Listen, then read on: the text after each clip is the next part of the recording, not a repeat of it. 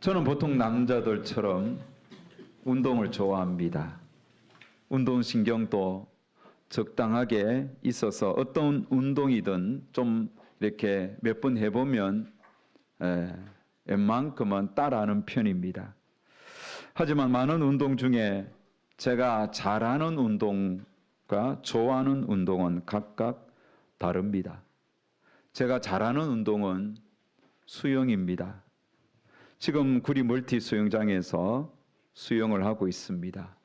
제가 운동하는 그 시간대에 가장 하이 레벨 반에서 운동하고 있는데, 여러분 보통 수영은 처음 가면 초급반에서 배우고 좀 더 하면 중급반, 상급반 올라갑니다.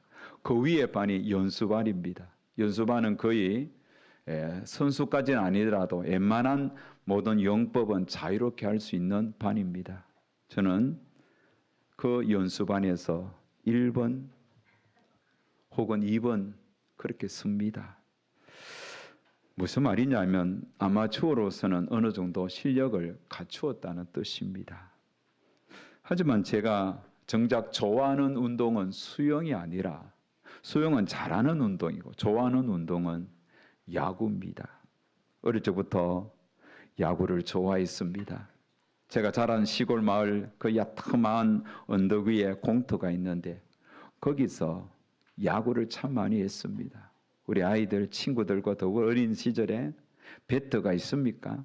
아카시아 나무로 배트를 다듬고, 글러브가 어디에 있습니까? 비닐 포대, 그 비료 포대를 접어서 딱 야구 글러브처럼 만들어서 받아 이렇게 공을 받고 냈습니다. 공도요, 실밥이 이렇게 엮여진 야구공이 없습니다. 그래서 하키공, 딱딱한 공, 그 하나 500원 했습니다. 근데 그 우리 돌공이라고 해서 맞으면 돌처럼 아프다고. 근데 그 공 몇 번 치면 깨지겠는데 그 돌공을 사서 야구를 했습니다. 여러분, 야구하고 비슷한 거 있는데 조금 다른 찐뽕이라고, 짬뽕이라고 하기도 합니다. 타자가 투수가 던지는 공을 치는 것이 아니라 자기가 들고 치고 일루 베이스를 향하여 달려가는 그런 운동이지요. 그렇게 참 야구를 어린 시절에 즐겨 했습니다. 어느 정도 제가 좋아했느냐면, 급기야는 2017년도 남양주 종합운동장 저 부근에 있는 그 크락세 리그라는 4인 야구팀에도 들어가서 야구를 올 여름까지 했습니다. 그렇게 한 몇 년 하다 보니까 수비는 제가 좀 하겠는데 이 타격이 아무래도 나이도 있고 해서 젊은 애들 따라가지 못합니다. 근데 여러분, 그 4인 야구하는 사람들도 선수 출신 또 많습니다. 근데 투수들이 웬만한 공 다 던집니다. 프로야구처럼 패스트볼 뿐만 아니라 또 이렇게 슬라이더도 던지고 체인지업 던지고 포크볼도 던집니다. 여러분, 커브볼도 던지죠. 그런데 저는 패스트볼은 어느 정도 맞추겠는데 이 변화구, 이 변화구를 던지면 그게 잘 어렵더라고요. 여러분, 야구 구종 중에 이렇게 직선으로 쭉 오다가 타자 앞에서 이렇게 뚝뚝 떨어지는 구종이 있는데 그걸 뭐라 그러죠? 커브볼이라고 합니다. 요거는 상식입니다. 이 커브볼. 그래서 여러분, 일명 아리랑 볼이라고도 부릅니다. 이 커브볼을 잘 치면 타율이 올라가는 거예요. 그런데 저는 이 커브볼을 잘 치지 못해서 타율이 지금까지 이렇게 종합해 보니까 2할대 초반이에요. 2할대 초반은 그저 방출입니다. 방출. 제가 아마 방출 수준을 이제 방출 수준이라서 그만해야 되지 않겠나 그런 생각을 하곤 합니다. 여러분, 커브볼은 야구에게만 있는 게 아닙니다. 어느 날 우리 인생도 갑자기 나락으로 툭 떨어지는 인생이 커브볼과 같을 때도 있습니다. 패스트볼은 쫙쫙 뻗어 나오는 그래서 우리 인생이 만사형통하게 잘 나갈 때가 있습니다. 공이 직선으로 쫙 날아오듯이 내 인생도 앞길이 탄탄대로인 앞길을 쭉쭉 뻗어 갈 때도 있습니다. 하지만 그러다가 어느 날 갑자기 내 인생이 12시에서 6시 방향으로 뚝 떨어지는 인생 커브볼을 만나기도 합니다. 그런 분들 여러분 보셨습니까? 아마 여러분 주변에 있었을 것입니다. 혹은 그런 사람이 있을 것입니다. 혹은 가족들 중에도 있을 것입니다. 성경에도 인생 커브볼을 만난 자들이 두루 등장하는데 대표적인 사람이 오늘 본문의 세례 요한입니다. 여러분, 세례 요한은 누굽니까? 그는 정말 예수님보다 6개월 먼저 태어난 자입니다. 더불어 그는 제사장 가문에서 어릴 적부터 율법을 배웠고 들었고 또 율법대로 살아온 경건한 가문의 사람입니다. 그는 자랄수록 예언자적인 소명과 선지자적인 소명을 가지고 정말 하나님께서 주신 길을 따라 잘 걸었습니다. 잘 자라났습니다. 인생은 여러분 어쩌면 좀 패스트볼처럼 하나님 이끄신 대로 쭉쭉쭉 뻗어나간 인생입니다. 그러던 어느 날 요한은 자신의 소명을 깨닫고 광야로 나아갑니다. 유대 광야는 낮은 덥고 밤은 춥습니다. 사람이 살 수 있는 그런 환경이 아닙니다. 마실 물도 먹을 양식도 부족한 곳이 유대 광야입니다. 요한은 그 광야로 나아가서 스스로 자신의 삶을 이렇게 단련하면서 스스로 자신의 삶을 힘들게 하면서 하나님께서 자신에게 주신 소명의 길을 달려갔던 것입니다. 유대 광야로 나아간 세례 요한은 일반인들과 사뭇 다른 인생을 살았습니다. 그가 입은 옷은 약대 트로스입니다. 1년 365일 이 단벌밖에 없어요. 똑같은 옷입니다. 여러분, 이 약대 트로스는 추위에 약하죠. 뭐 이렇게 따뜻한 것 같지만 그렇지 않습니다. 더위에는 또 더 덥죠. 그래서 그저 잘 즐겨서 헤어지지 않을 뿐이지 사람들이 입기에는 적합한 옷이 아닙니다. 그래서 당시에 가난한 자들이나 광야에서 고행했던 사람들 외에는 이 약대 트롯을 입지 않았습니다. 세례 요한이 또 먹었던 음식은 메뚜기와 석청입니다. 메뚜기에 대한 의견이 분분합니다. 제 동기 목사님 중에 아랍에서 이렇게 선교 사역하는 아주 유명한 선교사님 한 분이 계십니다. 그분이 이 메뚜기라는 음식에 대하여 연구를 했는데 이것은 우리가 눈에 흔히 보고 있는 이런 메뚜기 곤충이 아니라 탕자가 먹었던 지엽 열매, 그게 메뚜기라고 합니다. 또 어떤 학자는 진짜 메뚜기 맞다는 거죠. 유대 광야 그 습한 남쪽에서 불어오는 그 더운 습하고 더운 바람에 메뚜기들이 많이 습격하니까 유대 광야에 메뚜기들이 많았다는 거죠. 뭐 메뚜기가 진짜 곤충인지 아니면 식물과 콩깍지와 비슷한 그런 것인지는 모르겠지만 그게 일반인들이 먹기에는 참 거친 음식이죠. 그 세례 요한은 그런 음식을 먹었다는 겁니다. 석청은 바위 틈에 이렇게 이 벌들이 가서 집을 짓고 거기에 꿀을 모아둔 거죠. 이거 석청이에요, 꿀. 이 야생 꿀입니다. 어찌됐든 여러분 이런 것은 일반인들이 먹는 음식은 아니잖아요. 그런데 세례 요한은 이런 메뚜기와 석청을 주식으로 삼으면서 그렇게 거친 음식을 먹으면서 광야에 기거했습니다. 그러면서 요한은 광야에서 무엇을 했습니까? 소리를 외쳤습니다. 외쳤다는 거예요. 그가 외친 소리는 두 가지입니다. 첫 번째는 회개하라, 회개하라, 회개하라, 천국이 가까이 왔나니라. 회개의 외침은 당시 종교 지도자들에게는 들을 수 없는 외침이었습니다. 종교 지도자 중 그 어느 누구도 회개하라 외치지 않았습니다. 도리어 그들은 백성들이 주는 그런 물질을 받아 먹으면서 물질에 돈이 멀어서 축복을 외치며 탐익을 일삼았습니다. 하지만 요한은 회개를 외쳤던 거예요. 말라기 선지자 이후에 400년 동안 회개를 외쳤던 선지자들이 없었습니다. 주의 종이 없었습니다. 그래서요, 요한은 말라기 선지자 이후에 400년 만에 유대 사이에 나타나서 회개하라, 천국이 가까이 왔다라고 회개를 외쳤고, 백성들은 그 외침을 듣고 통해 자복하는 일들이 일어났습니다. 두 번째 요한이 외쳤던 것은 주의 길을 예배하라 외쳤던 겁니다. 주님의 오신 길을 예배하라. 곧 주께서 오신다는 거죠. 곧 이 땅의 구원자 되신 메시아가 오신다는 겁니다. 요한이 외친 주의 길이란 바로 자신 뒤에 오셔서 하나님의 나라를 선포하실 예수 그리스도의 길입니다. 예수님이 나타나셔서 죄에 대하여 선포할 겁니다. 심판에 대하여, 의에 대하여, 하나님의 나라에 대하여 외칠 것을 요한은 알았던 것입니다. 그래서 그분이 오셔서 하나님 나라를 선포할 때에 너희들은 그분을 맞을 준비하라는 것. 그래서 주의 길을 예비한 소리를 세례 요한은 외쳤습니다. 세례 요한은 예수님보다 먼저 왔으니 예수님의 전령인 셈입니다. 요한은 이 사명을 이미 이사야 선지자를 통하여 예언되었습니다. 이사야 선지자는 이사야 40장 3절에 보면 이렇게 말씀합니다. 광야에 외치는 자의 소리가 있어 이르되 너희는 주의 길을 준비하라.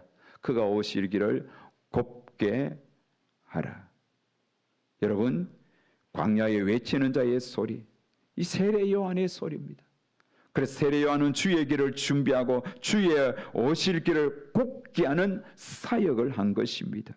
예언대로 충실하게 그는 광야에 거하면서 메뚜기와 석청을 먹으면서 약대 토로를 입고 약대 토롯을 입고 이 사명을 감당하였던 겁니다.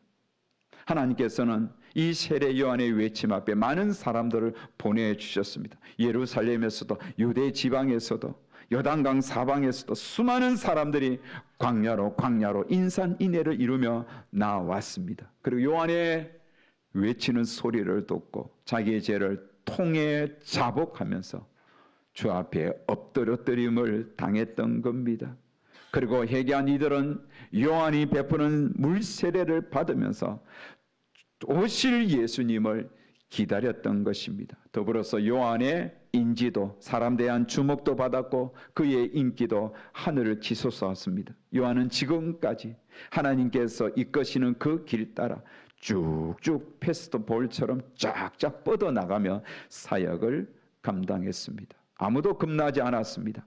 바리새인들, 당시 종교 지도자들이었던 바리새인들, 또 사두개인이든 또 대제사장이든 겁나지 않았어요. 서기관도 겁나지 않았어요. 도리어 마태복음 3장에 보면 그 당시 종교 지도자들을 향하여 회개를 외쳤습니다. 회개하라. 회개치 않으면 회개에 합당한 열매를 맺어라. 회개하지 않으면 도끼가 나무 뿌리에 찍혀 그렇게 던져지는 것과 같게 되게 하겠다는 겁니다. 회개하지 않으면 도끼에 찍혀 불에 던져지는 나무와 다를 바가 없다고 외쳤던 겁니다. 자, 여러분, 그런 세례 요한의 눈에 아주 심각한 죄를 범한 한 사람이 들어왔습니다. 그 사람이 누구겠습니까? 당시 이스라엘을 통치하였던 헤롯 왕이었습니다. 헤롯 왕이 아주 심각한 죄를 지었습니다. 그가 지은 죄는 무엇입니까? 동생 빌립의 아내 헤로디아스를 빼앗는 일입니다. 여러분, 동생의 아내를 뭐라고 부르죠? 예? 제수잖아요. 제수씨잖아요. 제수씨를 자기 아내로 빼앗는 거예요. 이거는 완전히 막장 불륜 드라마 소재죠. 왕이, 그것도 이스라엘을 통치하는 왕이, 하나님의 백성을 통치하는 왕은 하나님을 최고로 잘 섬겨야 하는 그 자리에서 하나님을 무시하고 동생 빌립의 아내 헤로디아스를 취하여 자기의 아내로 삼았다는 겁니다. 여러분, 하나님의 길을 예비하고 죄를 회개하라고 외쳤던 세례 요한의 눈에 헤롯의 죄는 심각한 죄였어요. 그래서 요한은 헤롯에게 그 죄를 지적하면서 당신이 그 여자를 차지한 것은 옳은 일이 아니다는 거예요. 그거는 죄악이다는 거예요. 그것은 하나님께서 싫어하는 일이라고 아주 정확하게 그 죄를 지적했습니다. 죄를 지적받은 헤롯은 기분이 상합니다. 그래서 자기의 권력을 이용해서 요한을 옥에 가두었습니다. 그리고 요한의 아내가 되었던 헤로디아는 요한을 눈의 가시처럼 생각했던 것입니다. 하지만 여러분, 헤롯 왕은 요한을 정말 죽이고 싶었지만 죽일 수가 없었습니다. 왜냐하면 백성들이 요한을 선지자로 추앙했기 때문입니다. 그런데 여러분, 요한의 입장에서 어느 순간 갑자기 옥에 갇혔습니다. 많은 사람들의 죄를 지적했는데 왕의 죄를 지적하고 그는 그 일로 옥에 갇힌 신세가 되었습니다. 지금까지 자유롭게 주님의 오실 길을 예비했습니다. 하지만 지금은 아무것도 할 수 없습니다. 요한의 인생이 갑자기 12시에서 6시 방향으로 뚝 떨어졌습니다. 쭉 달려다가 툭 떨어진 겁니다. 행동에 제약이 왔고 그의 삶도 감옥에 갇히면서 나락에 떨어졌던 것입니다. 여러분, 인생의 허브볼을 만난 겁니다. 이제 예수님이 나서야 할 때입니다. 자신을 이어 예수님께서 본격적으로 회개를 외쳐야 되고 하나님의 나라를 선포하면서 불과 성령으로 세례를 베풀어야 할 때입니다. 하지만 들려오는 소식은 자신이 기대했던 그 메시아의 사명, 메시아의 사역이 아닌 것처럼 맞는지 아닌지 헷갈리는 거예요. 그래서 요한은 궁금했습니다. 정말 자신이 외쳤던 그 메시아가 맞는지, 오실 그이가 당신이 맞는지 제자들을 예수께 보냈습니다. 나사렛 청년 예수께 보냈습니다. 사람들은 예수께 몰려갔습니다. 세례 요한처럼 많은 사람들이 예수님 앞에 나아갔습니다. 요한도 제자들을 예수께 보내어 물었습니다. 마태복음 11장 3절에 보면 예수께 여짜오되 오실 그이가 당신이 오니까 우리가 다른 일을 기다리오리까? 예수님은 요한의 질문에 이렇게 대답합니다. 마태복음 11장 5절에 보면 맹인이 보며 못 걷는 사람이 걸으며 나병 환자가 깨끗함을 받으며 못 듣는 자가 들으며 죽은 자가 살아나며 가난한 자에게 복음이 전파된다 하라. 요한에게 보라는 거예요. 맹인이 보고 있지 않느냐? 못 걷는 자가 걷고 있지 않느냐? 나병 환자가 깨끗함을 받지 아니하였느냐? 듣지 못한 자가 듣고 죽은 자가 심지어 살아나고 있다. 가난한 자에게 복음이 전파된다는 거예요. 이것을 보고도 메시아에 대한 의심이 있느냐? 그러면서 아주 중요한 말씀 한마디를 더합니다. 마태복음 11장 6절은 우리 다 같이 읽습니다. 시작.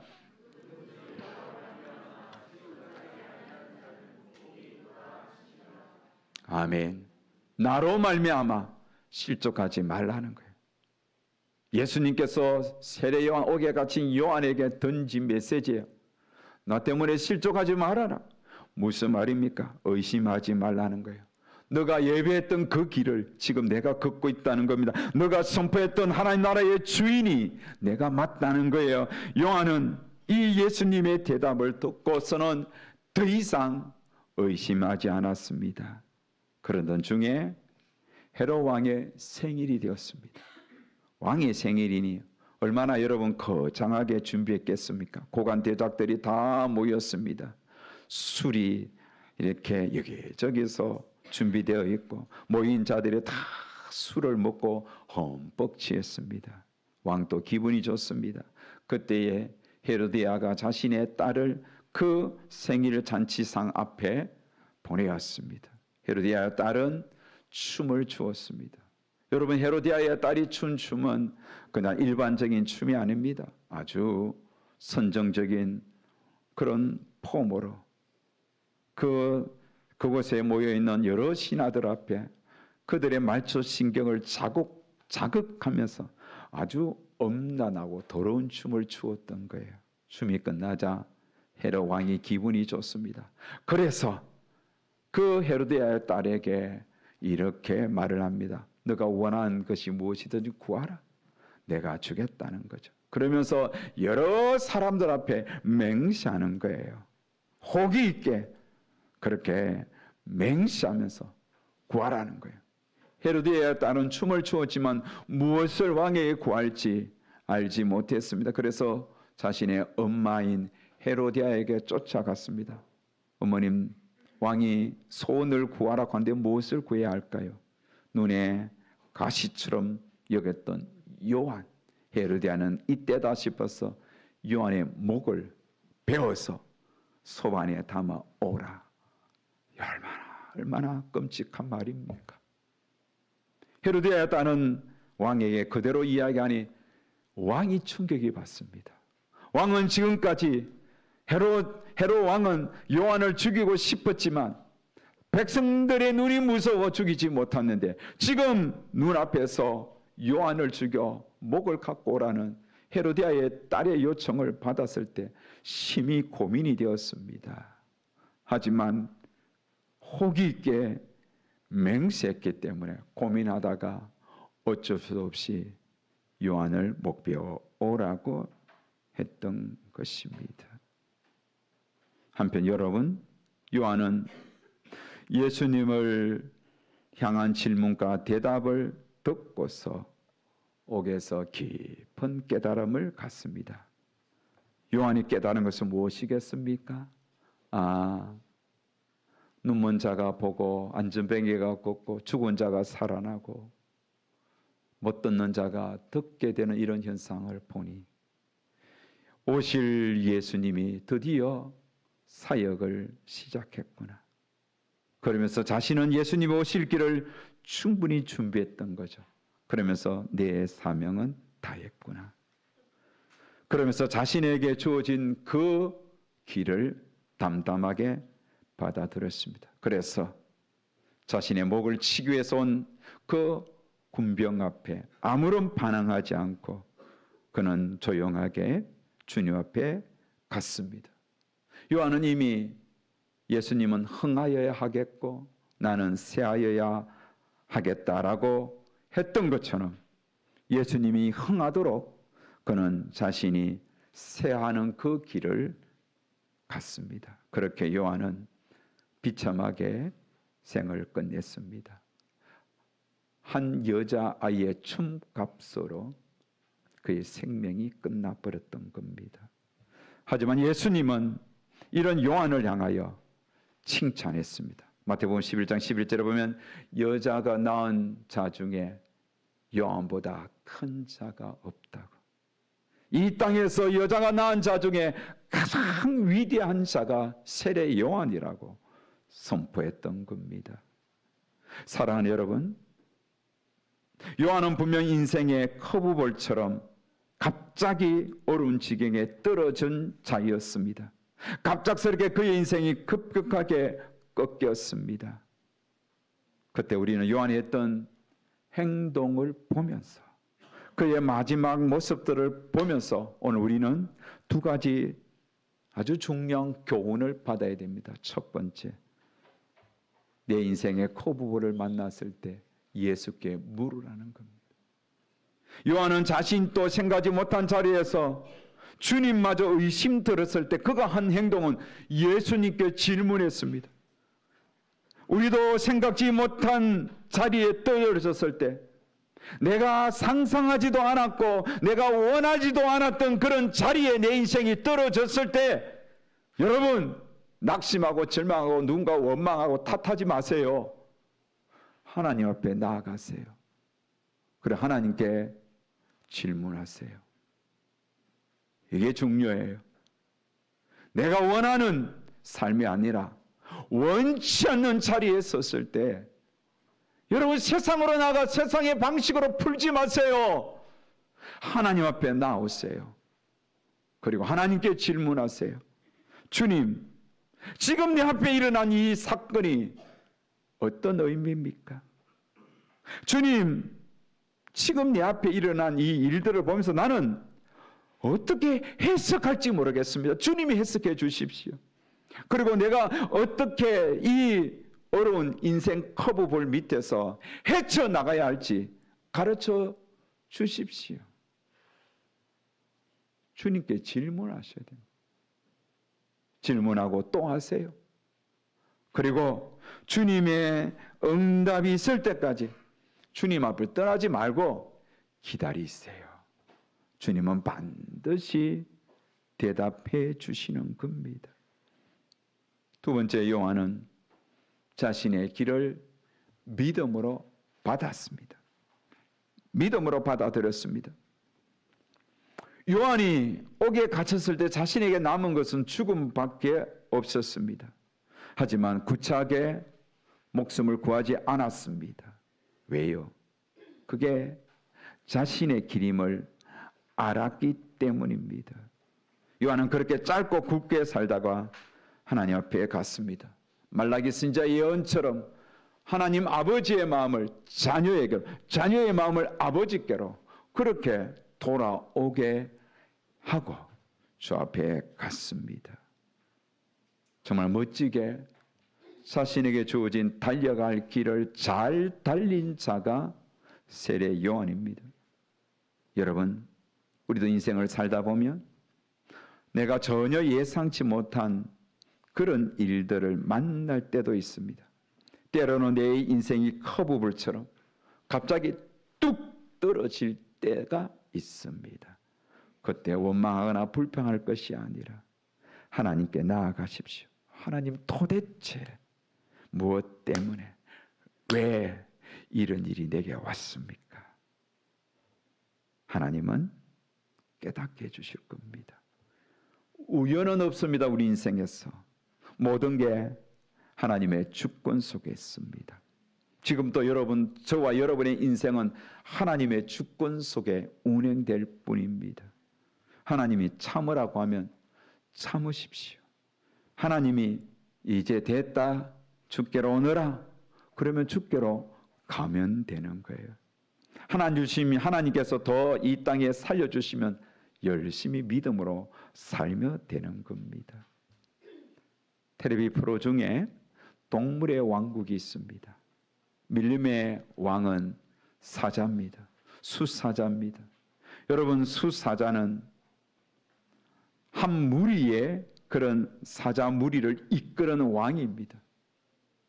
그래서 이 수사자가 하는 일은 사냥 이런 거 안 합니다. 사냥은 암사자들이 다 해오는 거예요.